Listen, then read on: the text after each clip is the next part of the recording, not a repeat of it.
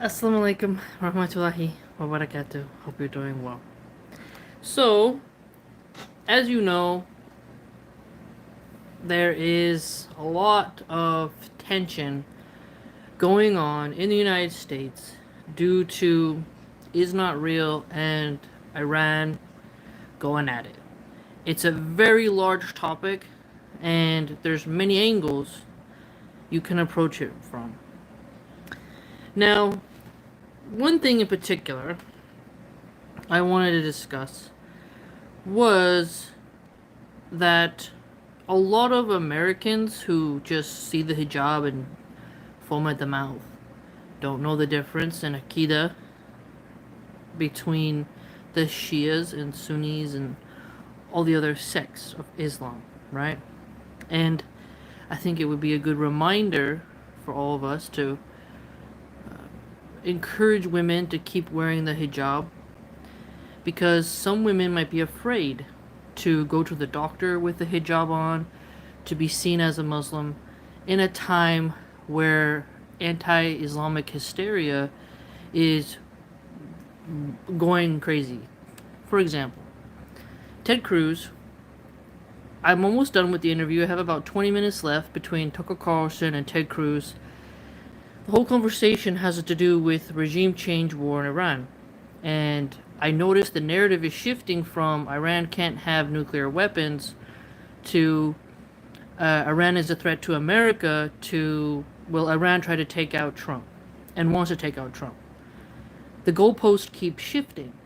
And you know, and I know, I'm sure, the MAGAtardians, the MAGA cult members, when Trump had that attempt on his life twice, this really radicalized a lot of people and made them afraid because, you know, John F. Kennedy in the past, Abraham Lincoln, people, you know, get very testy.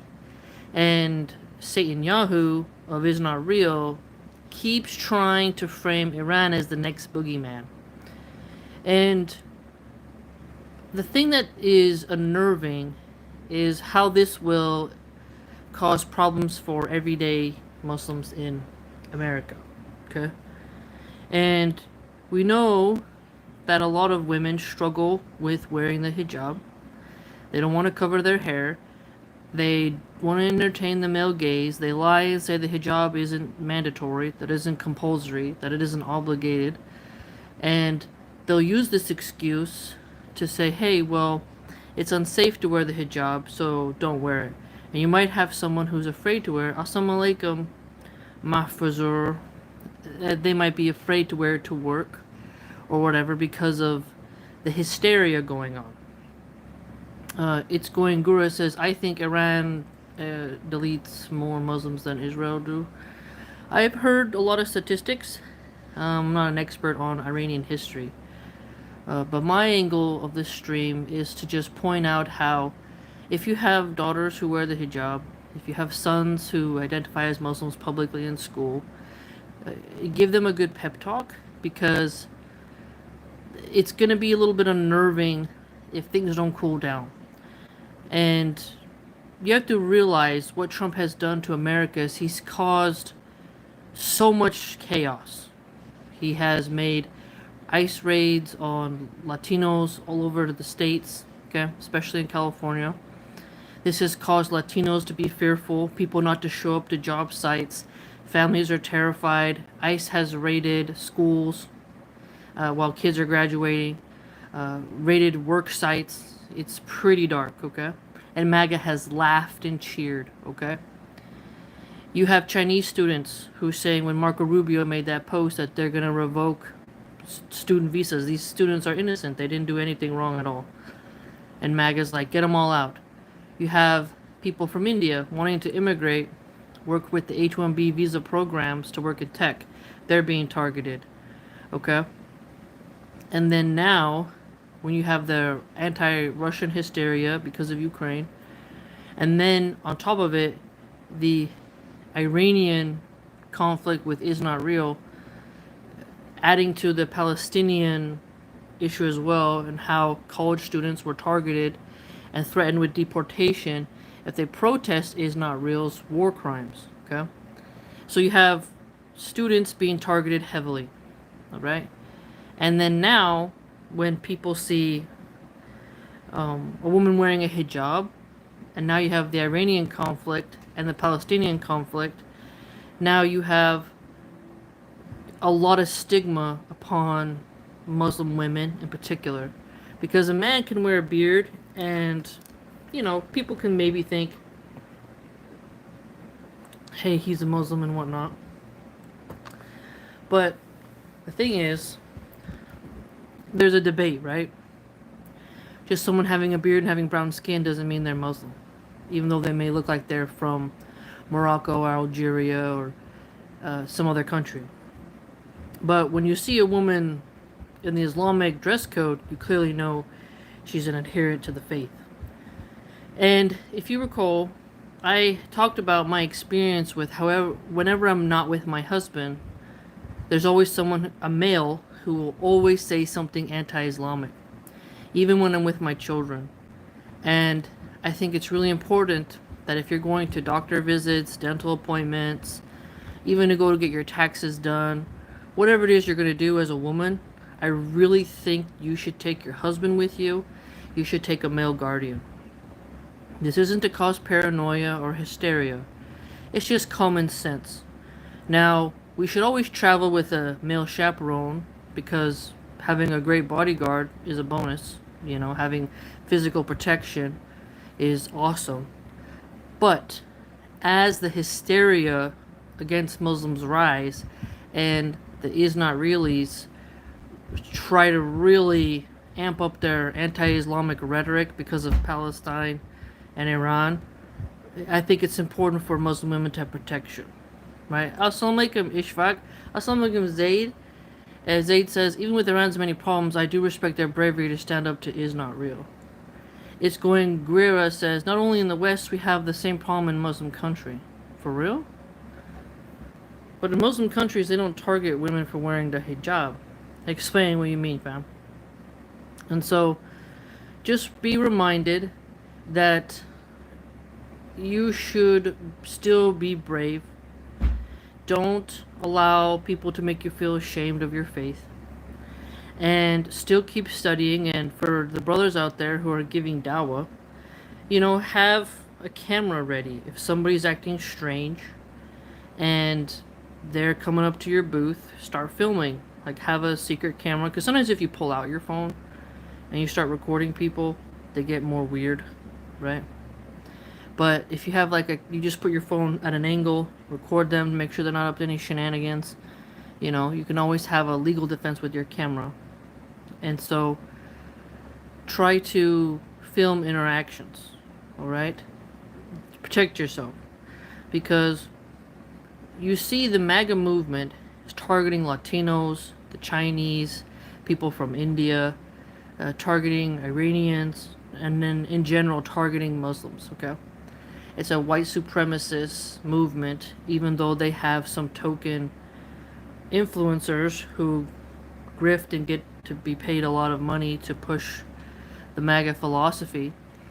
It doesn't change the fact that MAGA is deeply against Islam. And anyone who is trying to deny that fact, I'd argue you should look at what the top influencers say. Join my blog. I've archived a lot of their posts, and pay attention to the community tab because I have also archived their posts on this channel. They're not shy about admitting what they're about. And don't recall, Elon Musk is also anti-Muslim.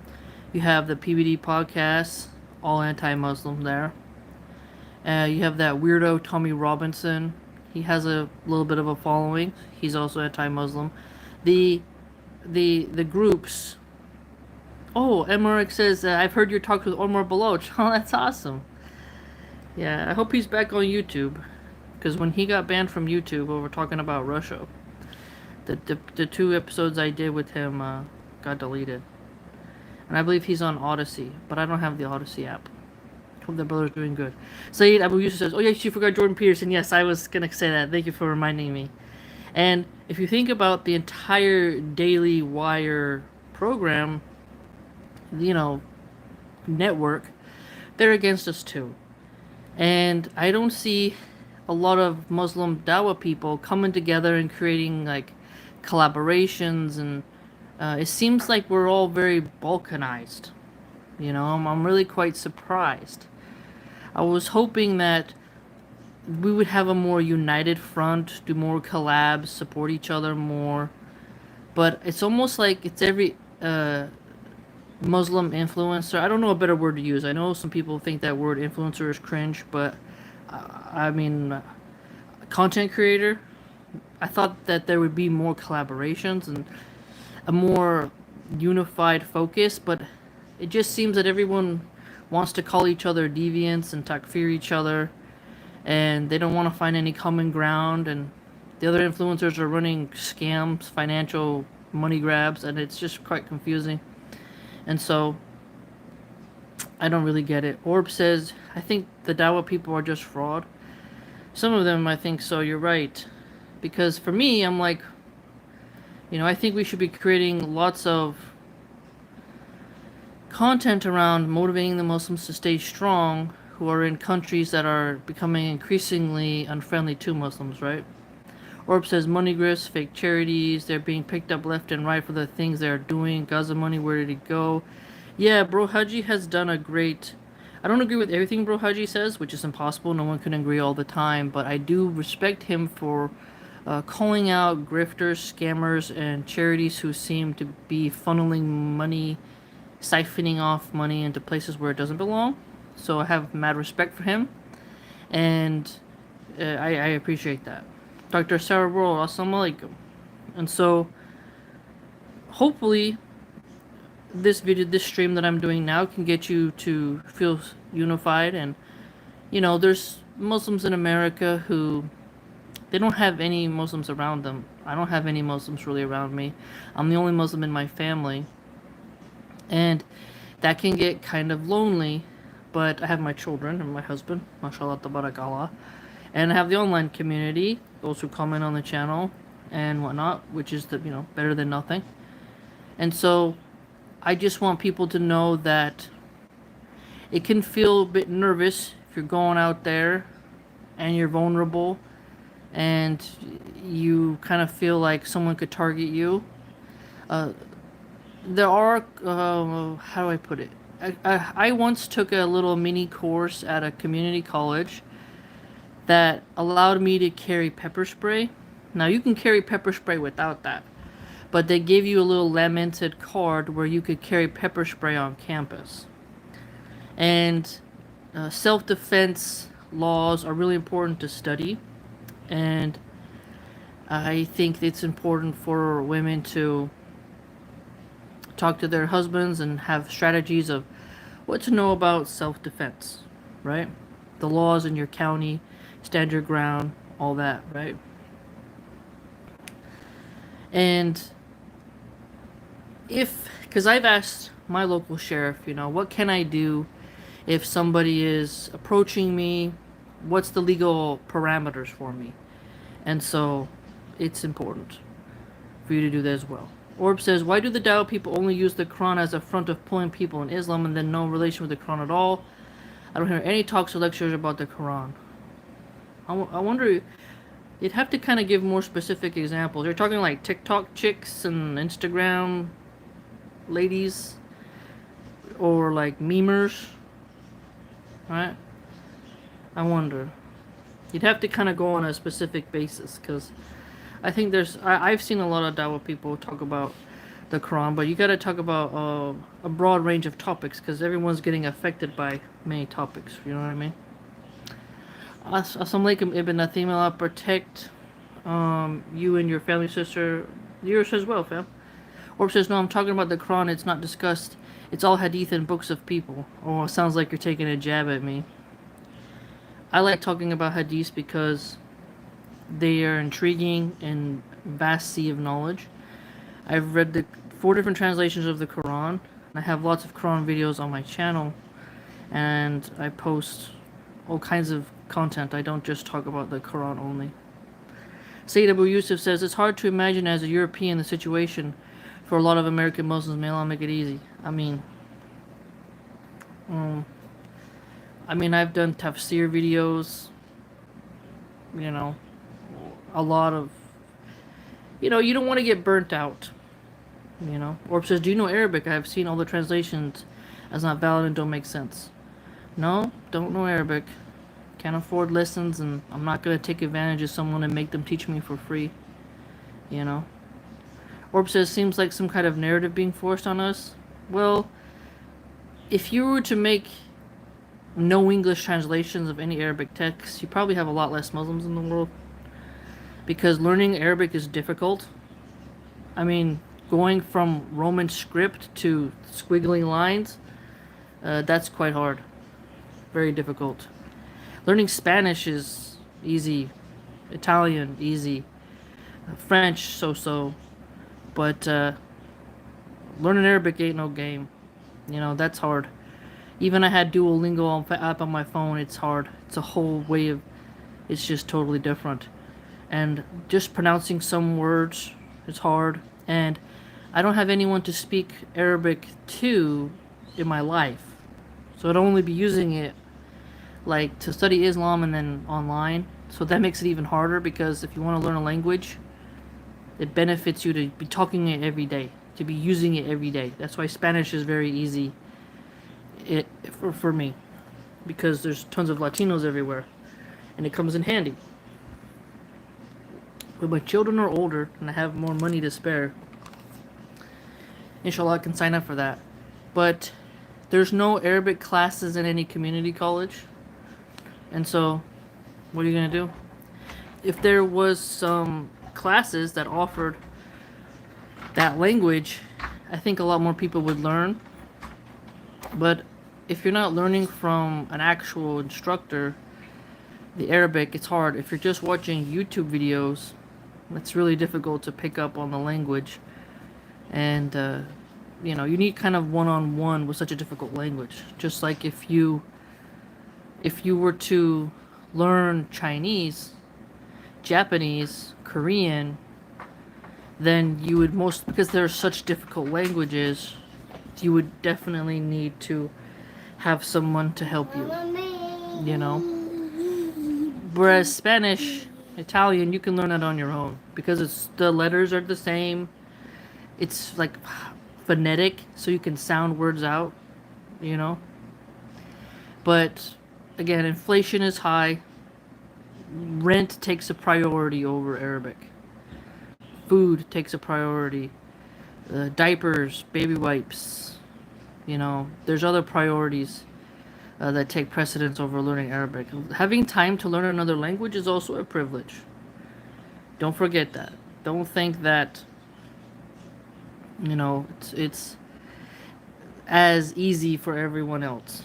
And when you have small children, trying to learn another language is not easy. And if you have sporadic lessons, like once a week you're learning this, you're not going to learn a language. You have to practice that language at least 3 to 4 hours a week if you want to have mastery. And, just taking a 30 minutes a week of the language, you're not really going to get really far. So no, don't speak Arabic yet.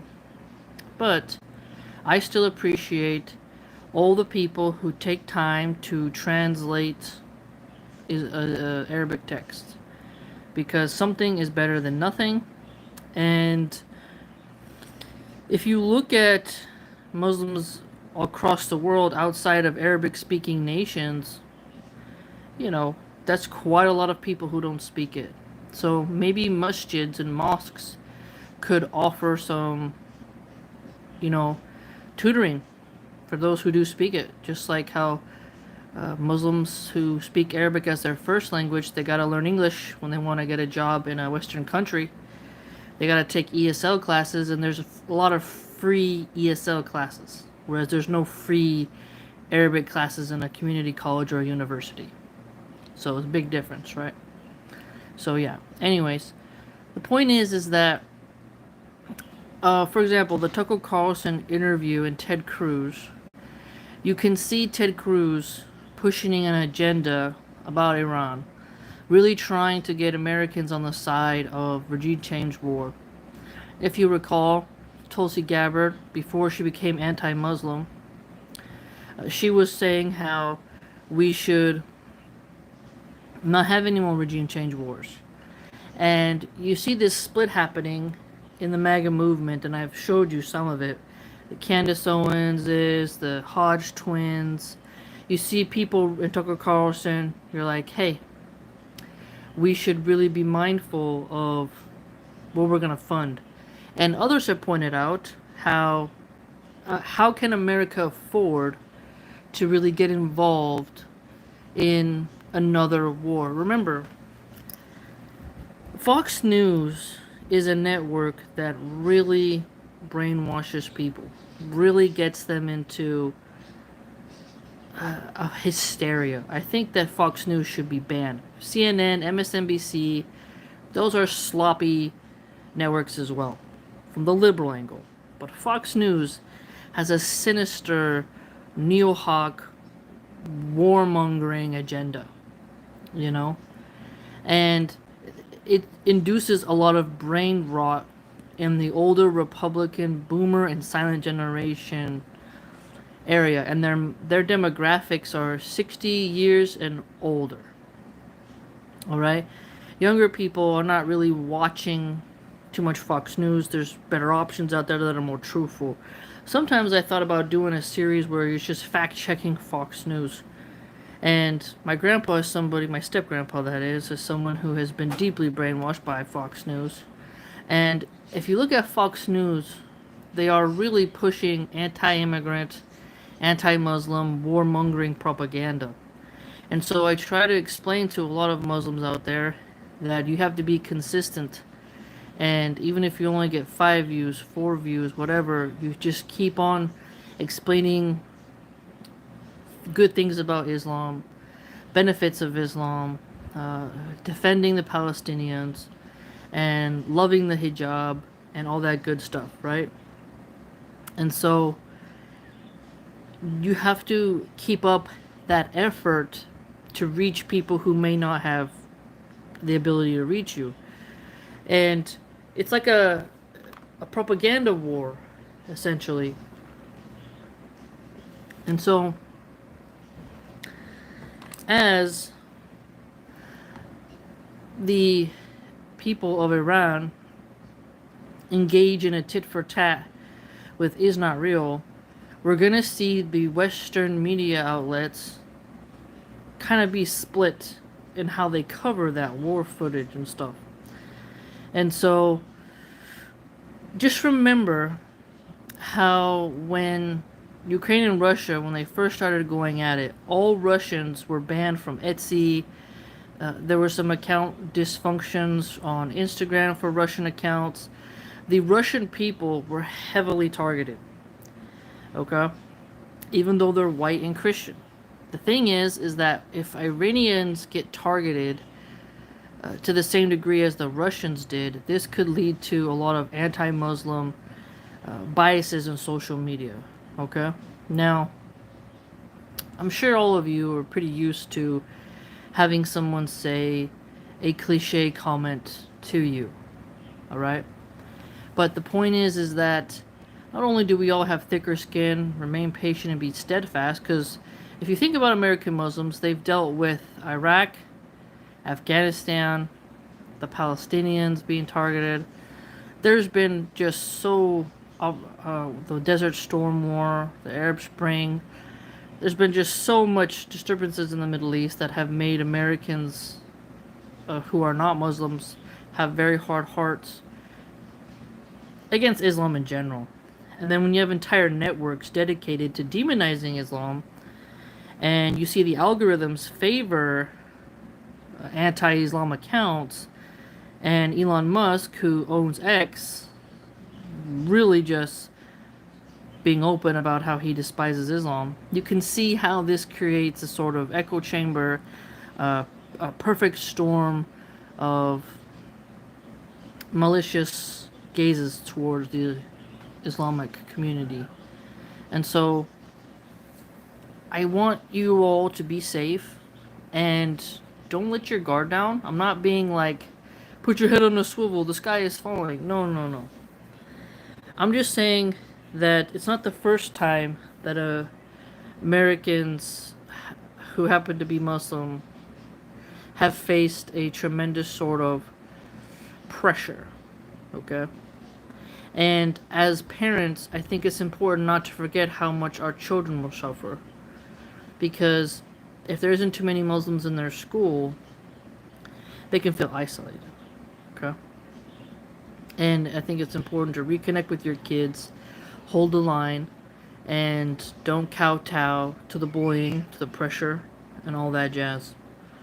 And so it would be great if more Muslim accounts could produce content praising the hijab and really helping sisters to keep it on and encouraging sisters not to have this I'm a boss babe feminist mentality, I'm gonna go anywhere I want alone, and instead to say, you know what, I'd rather walk around with a wali or your permitted male guardians, right? Because it's safer.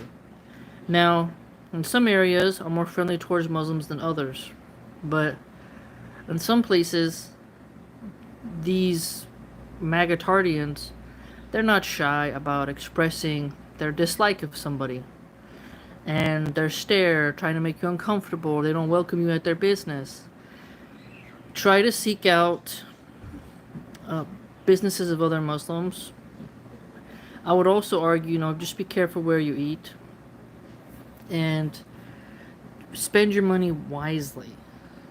Don't give money to people who are working against Islam and who want to see the destruction of our community, because there will be tons of influencers who are going to come out of the woodwork and show which side they're on, and it's clear as day that those who own the United States politicians and are funding their campaigns and bribe them are trying to beat the war machine.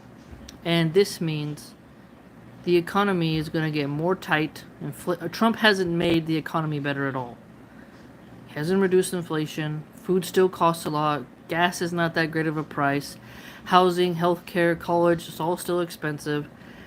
He's just targeted farm workers and meat packers and roofers and construction people and landscapers. He hasn't done anything really beneficial, in my opinion. Besides a couple things of like, males can't be in female sports type of stuff, which people still aren't listening anyways. So, overall, his white supremacist Christian nationalist base are getting very bold, and even though they're fractured on the Palestinian genocide, they're fractured with the Iranian stuff, but they're unified in how much they hate the hijab. And Muslim women are more easily, as I mentioned earlier, identified by their clothing. And so women need bravery at this point in time, as we always have to have, right? But I just think it'd be very important for Muslims to also do some public good deeds. So this may soften the hearts of some people who have a stigma against Muslims. Let's say you have the finances to, like, your kid's in second grade and you get cookies for the class, or you have little goodie bags and you put pencils and cute little erasers and little gadgets that you get from the dollar store in a bag. You get the list from the teacher, how many students are in the class, make sure you got a couple extra in case there's another extra kid there, and you give a gift to the class or something nice that you can afford to do, some type of public good deed that can help people have less of a Islamophobic response.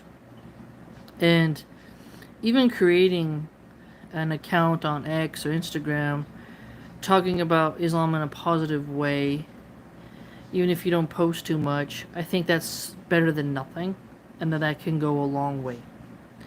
And so just when we see the intensity ripening up again.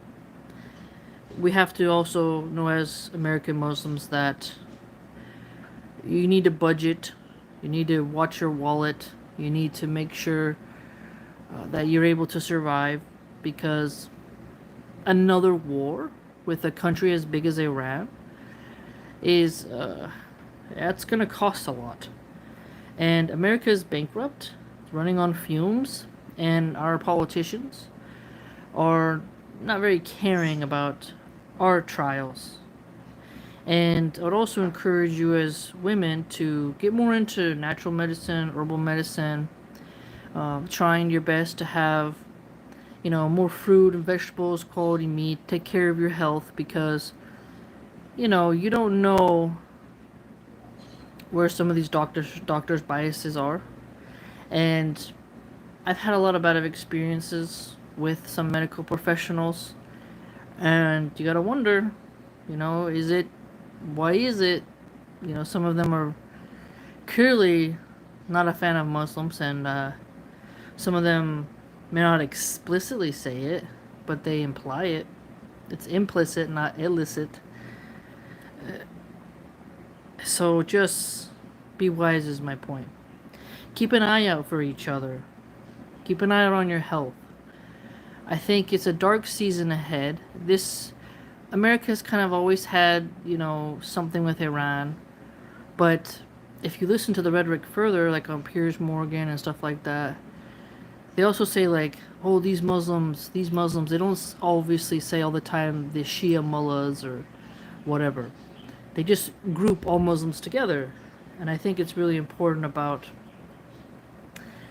how people remind themselves that, yes, there's a great argument to be had with, who do you support, who do you not.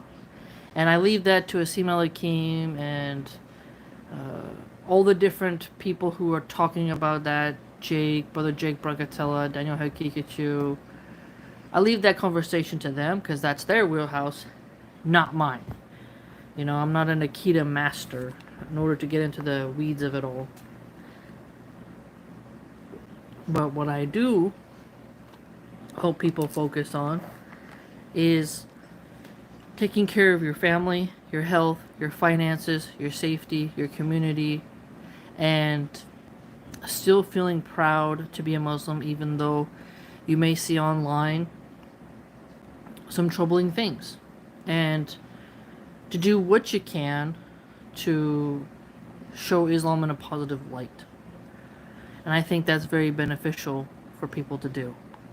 And encourage people who are struggling, don't, because some Muslims might be struggling with their faith, and then they see all the anti-Muslim rhetoric online.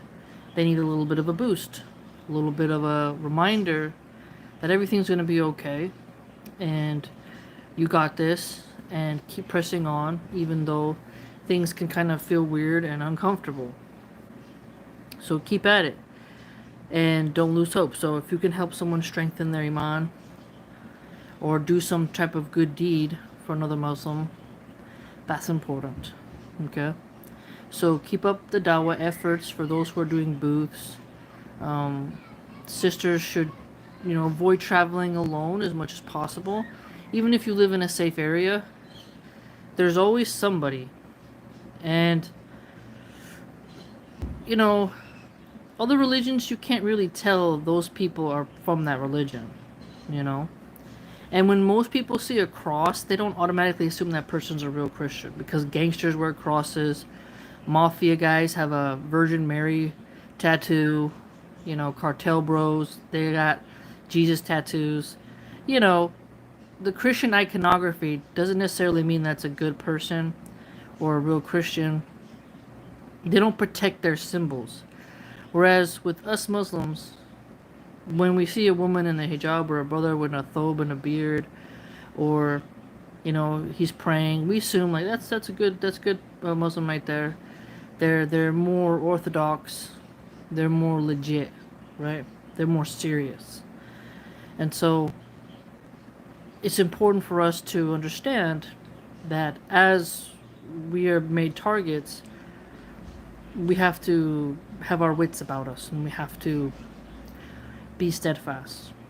And America, goes in cycles of, hey, we're chill towards Muslims, and then, oh, we're not. And it's a back and forth relationship. And if you can, encourage more Muslims channels to collaborate and talk about, you know, things like how can you help strengthen your iman? What do you love about the hijab? Stuff like that. Niqabi Diaries, she's a sister who does a lot of good work. And, taking her videos and then you share it with a non-Muslim. Like, hey, have you ever heard the voices of Muslim women themselves? Because, for example, on Piers Morgan, he basically calls wearing the hijab, oppressive and the typical cliche crap. So imagine if someone who thinks like Piers Morgan got to see a video of the Niqabi Diary stuff, where she's talking to sisters about how they wear the hijab and the niqab and how they benefit from it. See, highlighting the voices of women, because the Muslim community seems to really like to follow women who don't wear the hijab. And that, I think, is to break down Islam from within. Because as a revert, it's not that difficult to wear it. And you can get into semantics of all different ranges. But the fact is that the hair should be covered. Bare bones basic. It is what it is. But you have feminists, liberal, reformist, deviants, innovators who are women and they're strapping. They decide not to cover. And they say, don't judge me. And you're sinful if you tell me to wear it. Yada yada. And so instead of highlighting those women's voices, I think you should highlight more orthodox sisters. And then that will help decrease Islamophobia. And that will help people to understand why we cover. Because there's a form of cowardice for women who don't cover. They have a low self-esteem. They think their beauty is what they want to present first. They don't fear Allah and they don't respect the law. And they call it a journey when it's really just them rebelling and saying, I don't care. And so it's important for us to highlight better people, right? Better people. And, let's say you are Muslim and you're really good at math. And there's someone in your campus who needs help with some of their homework and you can help them in a professional setting. Go ahead and do that. If you can volunteer and work at a food bank, that could help as well. When people see Muslims doing good, this really helps people to feel soft in their heart, because what you have is the Laura Loomers of the world, the Stephen Crowders of the world, Eliza Schaefer, Tim Pool, Patrick McDavid, Adam Sosnick. I mean, the list is very large. Sydney Watson, Billboard Chris. It's quite long, unfortunately. They just produce, oh, the hijab is a trash bag, or Muslims are this, Muslims are that. It's like, whoa. And I do see a lot of, like, Faris Hamadi, Asim Hakim, they focus a lot on answering questions. Wajdi, the guy who shaves his head and wears glasses, One Way to Paradise, he focuses on tafsir a lot. Haji focuses on charity. Daniel, he kind of focuses on colonialism, the Iran issue, Palestine, does debates. And if you look at Brother Gabriel Romani, he focuses on marriage stuff, which is great. So everyone has their niche, right? Sajid is, he'll cover some trending topics as well. But my point is that everyone has their niche, and it would be great if they did kind of more collabs. Like Ali Dawah's more clickbait stuff, so we don't really need to include him. But it would be nice if... Oh, and Brother Jake Bragatella, he's been great and talking about different Akida issues, talking about Christianity, the Trinity. He's done some solid educational content, so I'll give him props for that. So, you know, that would be great. Like the Muslim mom, she seems to do more gossip. It's not really useful things, I'd argue. Scottish Reaver teacher is great. Niqabi Diaries is great. So, I think that if we saw more Muslim unification, collabs, like cross content, you know, like American Muslims and Canadian Muslims and Saudi Arabian and Malaysian and you name it, creating content about their local problems and then international problems, and then creating solutions for that and resources, we could probably really strengthen the Muslim community. And then when events like the Iranian issue pops up and the stigma that occurs because of that, people will feel less nervous. Because people need more motivational Islamic content in their feed. And of different kinds, you know? If you see, like, it would be great if there was a Muslim lady who was talking about, what would be a good example? Like, she has a pottery course, you know? And your Muslim child gets to see a Muslim doing pottery. If there's a carpentry channel, your Muslim son gets to watch a brother teach him carpentry or plumbing or their trades, farming, you name it. If you have different Muslims creating content in different realms, this creates a wide spectrum of boosting a sort of wide range scope of Muslim creativity and the Islamic Ummah overlap, and it creates more jobs and creates a more positive angle on Islam. For example, when you have Muslims discussing history or English or Spanish or French, maybe someone's giving a lesson on geography, this all helps, right? And so think about what you can do and how that matters and how that can make change, and then think about requesting for certain people of your favorite Muslim channels to do something like that as well. This can really go a long way, because as the anti-Islam agenda increases, we'll see people pick tropes. They'll say like, oh, they'll name some horrible terror group and then say all Muslims are this. You know, you want to be able to say, okay, you can think that, but what about so-and-so is doing this great stuff, or so-and-so is doing this charity, so-and-so is volunteering here. Like, you got to be able to have something to clap back with.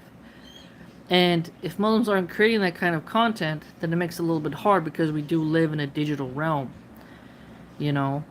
And I think a lot of times born Muslims who live in Muslim countries, I think sometimes they can forget how there's people who can go weeks without seeing another Muslim around them. And this wears on the soul. And immigrating to another country is not easy. Sometimes, and finding a job in that country that'll sustain you, packing the kids up, paying immigration lawyers, this isn't cheap. And if you're already barely making ends meet, expecting someone to fork out all this cash to move to a country with no job prospects and where they don't know anybody, it's quite unrealistic. So try to work with what you got. And also, I donated a while ago to Brother Sajid, who's building a Muslim school in Jacksonville, I believe it was called. And so I think if Muslims came together and, you know, started building more Muslim schools, that would be great. That would create a lot of great options. And I've talked about this before, how, you know, more scholarship programs for students. If you have a friend who can't afford their textbook for one of their classes, help them out. If some sister needs diapers, you help her. We already do a lot of zakah sadaqah. We already do a lot of charity. I'm sure all of you do as well. But sometimes your attention and your time is all you can give, and that can help people go a long way. And I'd also argue that for Muslims to become well-rounded in knowledge in general, it's good to have a specialization of what you're focused in your niche. But if you have a generalized knowledge of certain topics or a surface level of some areas, this can help you relate more to people and create a conversation starter. And sometimes that can actually be a form of dawah entry into getting into someone's personality and then being curious about Islam and whatnot, and then breaking the stereotype that Muslims are uneducated, because for some reason there is a stereotype that Muslims are deeply uneducated and ignorant. And I think it does us good when we show that we're all very diverse in our knowledge base, and that we're not some type of ignoramuses, as the far right tries to frame us as. Okay? And it's important to not neglect our Islamic knowledge either. Okay? So whatever you can do to study every day, something is better than nothing. And I've always tried to lead by example with that. So as things get a little bit sketchy with Iran, and the war machine cranks up, it wants human cannon fodder, you can look at your localized situation and your digitized situation and say, what can I do that's going to help the believers, strengthen them, and soften people's hearts towards us, and help the believers be more brave in times of turbulence and despair. Because clearly we see a lot of disunity in the Muslim world, and people online are more isolationist. They're more wanting to protect their brand than to reach across the aisle and have conversations with people they don't always agree with and find common ground to battle certain problems facing the larger community as a whole. And so this leads people into feeling like there's nowhere to turn, and then you get a bunch of factions, and then you get a lot of just people not really feeling like a brick wall, not really feeling unified, not feeling supported, right? And so, again, look at what you can do every day, be proud of what you've done, and help who you can. And when you feel nervous and something like that, stay brave. Think about, there was a video I saw where a guy who was speaking Arabic, he was driving Uber, and a woman took her pepper spray and sprayed him in the face. She was drunk. It was a white lady dressed like a harlot with her friend drunk in the back seat. And there was people in the comments saying like, oh, they were probably going to take her and R-word her, that she got scared just of someone speaking Arabic, because he's a taxi driver in an Uber, right? And he had a Bluetooth on and was just talking, and this lady just sprayed him out of nowhere, a complete hate crime, because he was speaking Arabic.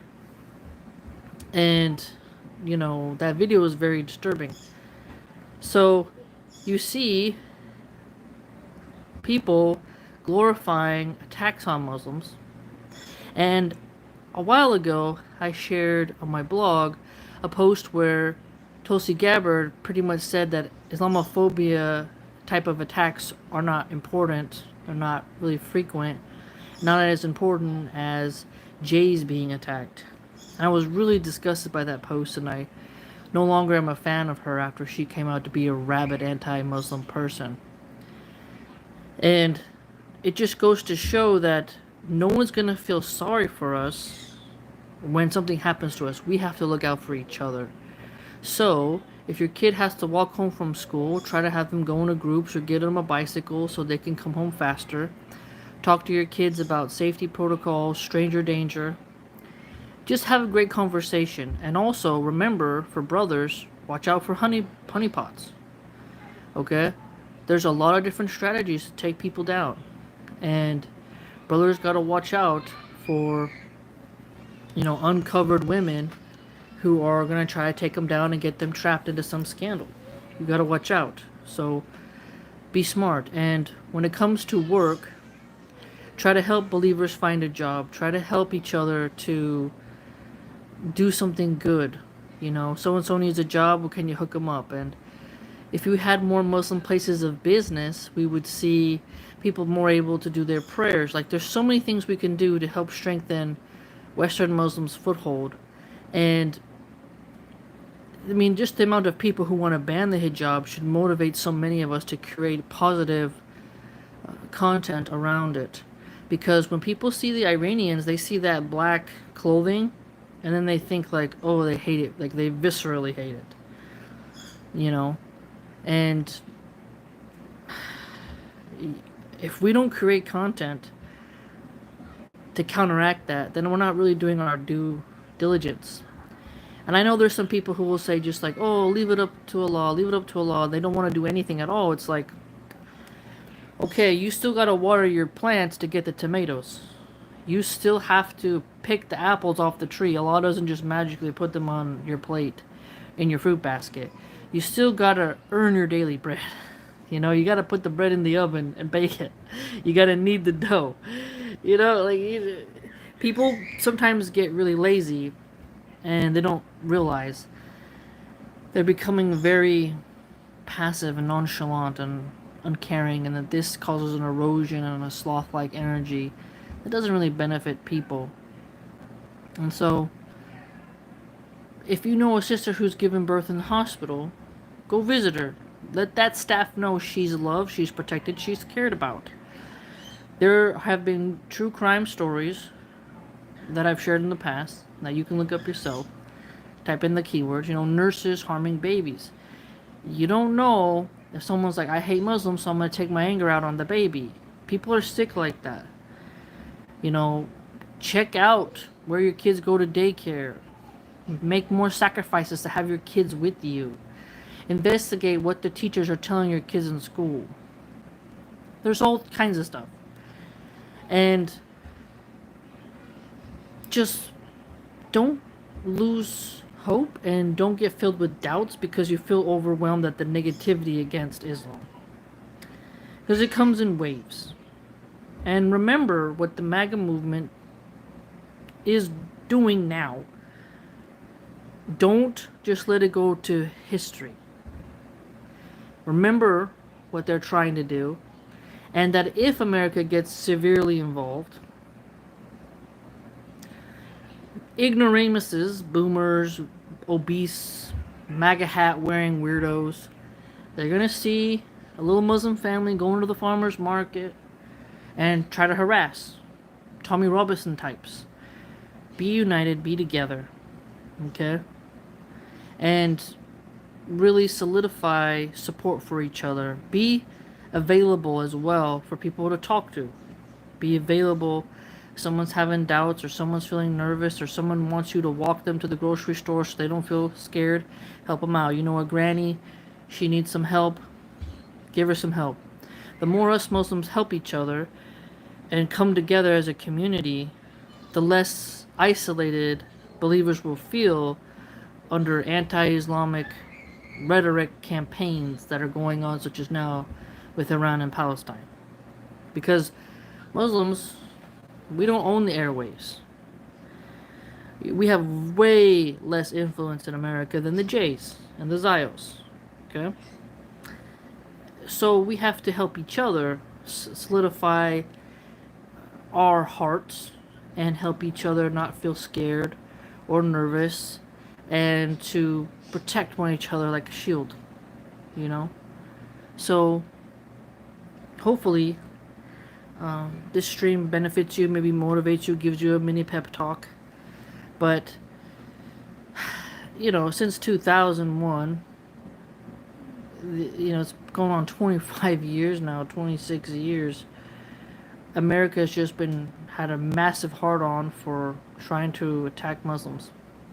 And it's so important for us to learn history, learn about the companions, study hadiths, educate ourselves in other topics so that we're well-rounded in our knowledge base, and to be able to be good representatives. We'll all fail short in some way, but just to be walking beacons of knowledge and patience, steadfastness, a sort of stoic energy, a focused, driven energy that can soothe along the way and make people feel very comfortable. And when women wear the hijab, the niqab, and the burqa, some kids have never seen modesty before. And by you being a walking form of dawah, this will help. And this will help people see, like, oh, it's not true what Fox News says. It's not true what, these the groypers are saying on X or something like that. And it's not true what PBD is saying, stuff like that. So hopefully you see my point, and may Allah protect the believers. And I'm not telling you to pick this side or that side or this sect or that sect. That's up to you. And there's plenty of voices who can educate you and get you to see different perspectives, and you can have a well-informed position, right? And also just watch out for bot farms, okay? I've been learning a lot about chatbots, AI stuff recently, and just remember, a lot of these digital flies, they're not real. They're just syntax on a screen, and they're meant to demoralize you. They're not real people. It's just a bot. I know that's become a meme. Like, anytime you disagree with someone, you call them a bot. That's not what I'm talking about. I'm talking about legitimate, like, you don't even know if they're real. And, if someone's just started a channel, help them out. If someone's shadow banned, help them out. Be more forgiving with each other. Be more understanding. And share knowledge. Share your expertise, your advice on whatever niche it is that you're good at. And compliment where you can. Correct others where you can. And if we all just have that type of motivation and enthusiasm, we can weather this storm that's coming with the Iranian conflict. Because, the students who are being harassed on college campuses for protesting, that's a problem. So we have to be careful. All right, everyone. Please like, comment. Don't touch the tripod. Please like, comment, subscribe, join the blog. My little toddler's here, and I gotta go because she's gonna attack the tripod or my drink. No. And let me know what you think in the comments down below. And I've been writing more on the blog. Check out those posts for more references. And Instagram, I've been posting more historical facts, which are really good and helpful, about Abu Bakr, Umar, Ali ibn Abi Talib, you name it. And I think you'd find those very beneficial and helpful as well. So go ahead, scan those out, and take care.